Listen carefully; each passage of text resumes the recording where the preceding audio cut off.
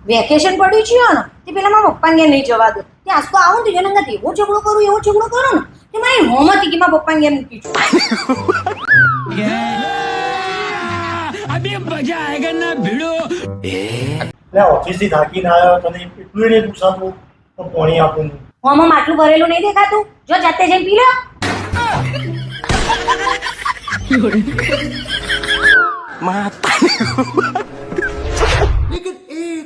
એ હું આવા જેવો કપડો કાઢી દે જો કબાટમાં પડ્યો જાતે લઈ લો भाई यहाँ पे क्या हो रहा भाई और अभी तो रुको